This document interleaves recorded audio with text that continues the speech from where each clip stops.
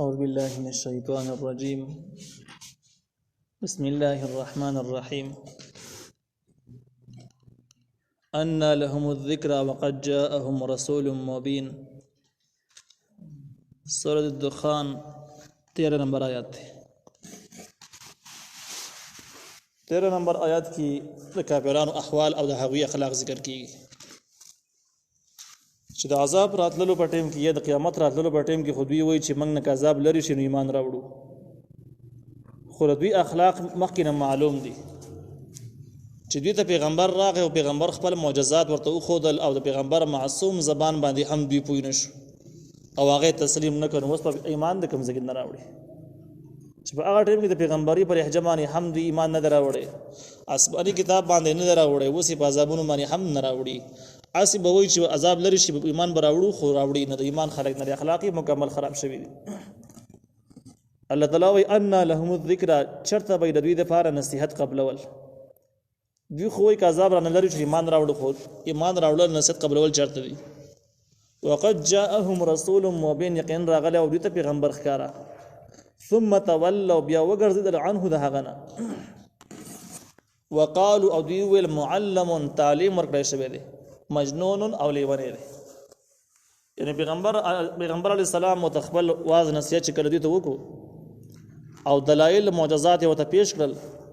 د دوی نه چې بله بانه ورسره نه وه نو دوی ویل چې یاره خبرې خو ټیک کوي او تاریخ یې صحیح دی، خبرې صحیح دي، خو دا ورته چا خول دی، دا معجزه نه ده، دا آسماني کتاب نه دی، چا تعلیم ورکړی دی، خبرې ورته خول دی چې داسې داسې وایه. او بیا به ویل مجنون لیونی دی. د دروغو پہچان دا چې دروغ ویل یو شانت کی نه.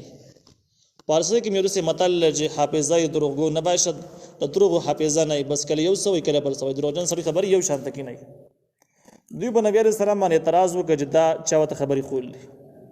خو دا خبره خو دروغ دوی سره خو ثبوت ونه، نو بیا به ویل مجنون لیونی دی. نو ګوره چې کوم سړی لیونی هغې ته خبرې ښې، نو هغې لیونتوب کې څوک ښودلی شوي خبرې هم نشي کولی. دا دواړه خبرې نه جمع کېږي چې تعلیم دې ورکړی شي او لیونی دې هم شي، دواړه نشي کېدی. نو کله به ویل لیونی دی، کله به ویل تعلیم ورکړی شوی دی، او دواړو مضمون کې کافي تضاد شته دی. نو د دوی د دعوه پر خپله خبره کې، په خپله دعوه کې هم دوی په یوه خبره ولاړ نه، همداره دروغو علامات دي، همداره باطل علامات دي چې خبره یو شانته کې نه. نو دا د پیغمبر باره کې هغه ګستاخانه الفاظ دي، د هغوی هغه بد اخلاقي انتها ده چې نه پیغمبر ومانو نه د هغه احترام وکړو، بلکې هغې له نومونه کېښودو. الله تعالی وایي انا کاشف العذاب، یقینا موږ لرې کوونکي یو د عذاب قلیلا لږه زمانه. انکم عائدون، یقینا تاسې واپس کېدونکي یئ دې ګناهونو ته، دې جرمونو ته. مخکې موږ ویلو چې د دې کم عذاب ذکر چې دی چې په اسمان لوګې راخور شوی و. د عبدالله ابن مسعود رضی الله عنه د تفسیر مطابق چې دا لګتې مراد مکی والا قادسالي ته مراد ده، نو هغه قادسالي پس که د دې معنا په قادسالي سره وشي دنیاوي عذاب سره وضاحت وشي، بیا به یې معنا داسې شي چې انا کاشف العذاب،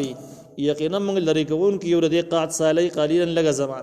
زمانه موږ د قاد لرې کوو چې تاسو ایمان راوړئ که نه راوړئ، تاسې را نه وړئ. چې را یې نه وړئ نو انکم عائدون، یقینا تاسې راپس کېدونکي دي ګناهونو ته. همدغه شانته کې وشوه، قادسالي ختمه شوه، د نبي علیه السلام په جرګه رالیږلې وه او باران وشو، خلکو ایمان را نه وړ، خبره په زړه باندې پاتې شوه. که دویم تفسیر واخیستلی شي کوم چې نورو صحابهو نقل دی چې د دې دخان نه مراد هغه دخان هغه لوګي ده چې کوم قیامت ته نږدې به راخورېږي په اسمان باندې او د قیامت په علاماتو کې دي. نو بیا به یې معنا داسې شي چې موږ لرې کوونکي د دغې عذاب او دغې کوم لوګي چې قیامت کې راخورېږي لږه زمانه، بیا دا سره واپس کېږي د خپل کفر ته. نو خلاصه به یې دا شي چې کله دا لوګي راخور چې قیامت ته نږدې علاماتو کې دي، دا لوګي زمانهیي بیا ختم شي، لږ وخت لپاره ختمېږي او بیا د قیامت بله نشانه شروع کېږي. نو منځ کې لږه فاصله شته. الله تعالی وایي یوم به هغه ورځ باندې نبطش البطشة الکبرى، نبطش چې موږ حمله وکړو، البطشة الکبرى حمله لویه، یا موږ نیول وکړو په نیولو لویو سره. داسې ورځې نه ویرېږئ چې موږ به نیول کوو په لویو نیولو سره.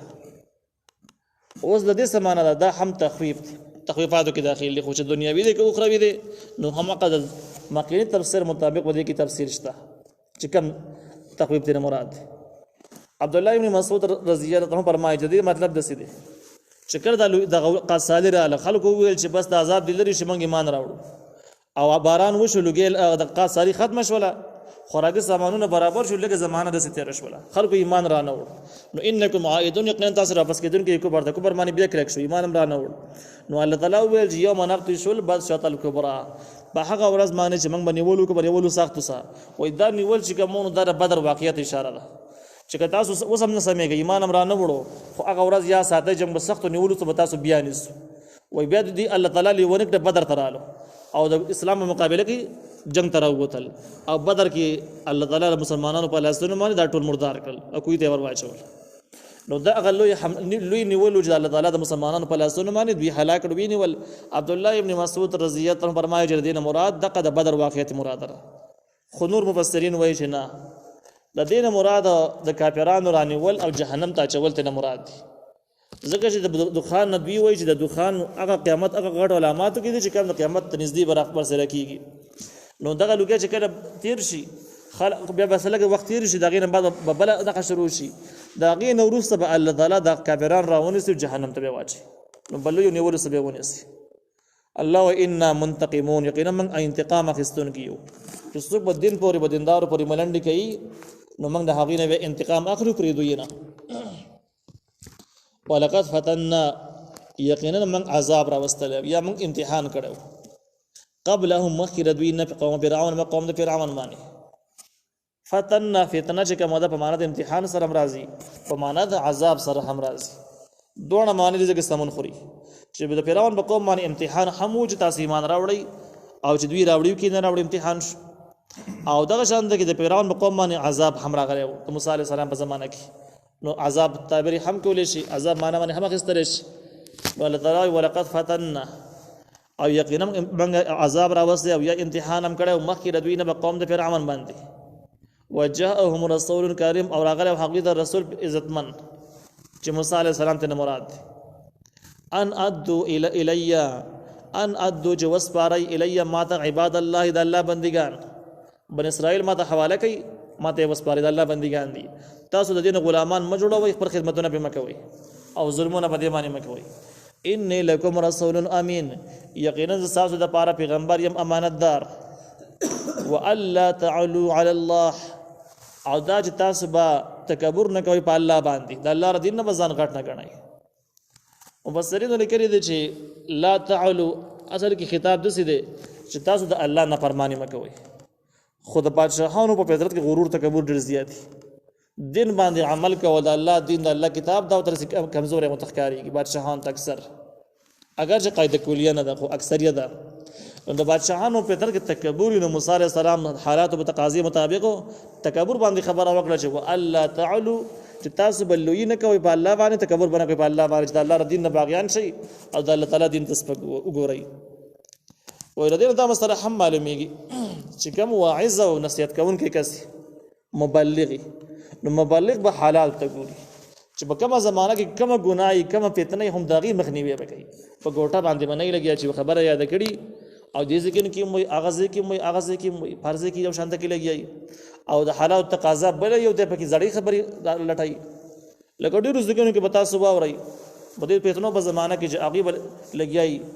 چې قبر اوري او قبر نه اوري قبر شته او قبر نشته او قبرونو عبادت شوه دی او نه دی شوه کیږي او نه کیږي بابا د سي لړ واغ سي لړ اوس دې وختونو کې تاسو بخبل لکه کې وګورئ د خبرې د سر څخه پیدا نه کوي نسو قبرونو ته تللی دي نو ته چا عبادتونه کړې دي نو ته چا خدای ویلې دي او نه په دې باندې موږ سم مکلف یو چې یاره ورشو دي مړو ته نصیحت وکړو د درې والا چې درې والا تاسو د الله قران باندې عمل په وکي مز وکي ځکه په دې نه موږ مکلف یو او نه هغه په احکام باندې مکلف دي اوس د دې خلکو نه په آرام باندې په قرار باندې ولې نه کینی دې زمانہ کې چې کوم پیتنې دي کوم ګناونه دي هغه باندې بحث وکړ دي هغه باندې خبره وکړ ده